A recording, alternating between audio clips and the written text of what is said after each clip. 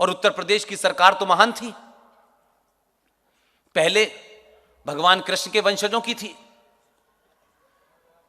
अब मुझे पता चला कि यदुवंशी जो होते हैं, अहीर जो होते हैं, वो भगवान कृष्ण के वंशज हैं, लेकिन राजनीति ने उन्हें मुलायम सिंह का और लालू जी का वंशज बना दिया। उसी मुलायम सिंह की सरकार में एक कानून पास हुआ कि जितने भी कब्रिस्तान हैं, हर कब्रिस्तान की बाउंड्री वॉल के लिए 400 करोड़ रुपया दिया जाएगा। अजीबोगरीब फैसला। अब क्योंकि आप जानते नहीं इसलिए बोलते नहीं थे। आजमगढ़ की सभा में मैंने बिल्कुल इसी तरीके से शांति से एक बात पूछी।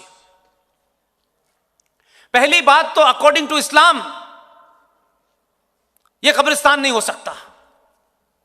दूसरी बात, कब्रिस्तान की बाउंड्री बनाने की जरूरत क्या है?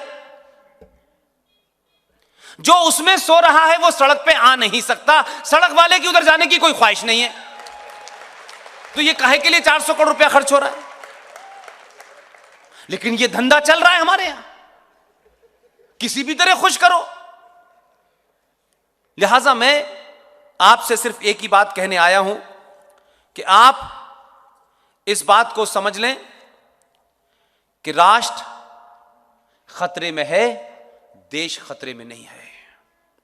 अभी आपने 712 के बाद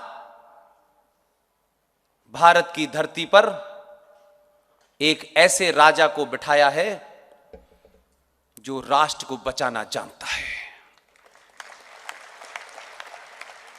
और जिस दिन भी एक एक बच्चा, 100 करोड़ सनातनी, करोड़ों साधु संत, प्रोफेसर, रीडर, बहन, बेटी, मां, जिस दिन भी इस बात को समझ जाएंगे कि राष्ट्र को बचाने की जिम्मेदारी सरकारों की नहीं होती, मंदिरों को बचाने की जिम्मेदारी सरकार की नहीं होती,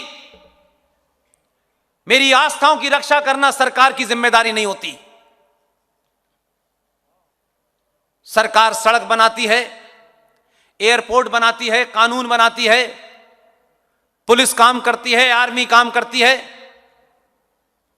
लेकिन राष्ट्र का निर्माण अपनी आस्थाएं, अपनी संस्कृति और अपने सरोकारों को राष्ट्र में रहने वाले राष्ट्रवादी बचाते हैं। इसलिए इस राष्ट्र को आपकी जरूरत है।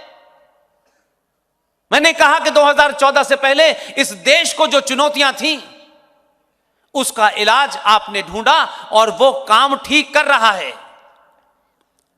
इसलिए गुजरात में बम धमाका, कोयंबटूर में बम धमाका, दिल्ली के हाई कोर्ट के बाहर बम धमाका, बनारस में हनुमान जी के मंदिर के बाहर धमाका, ये जो धमाके चल चल करके पटना की रैली तक पहुंच रहे थे,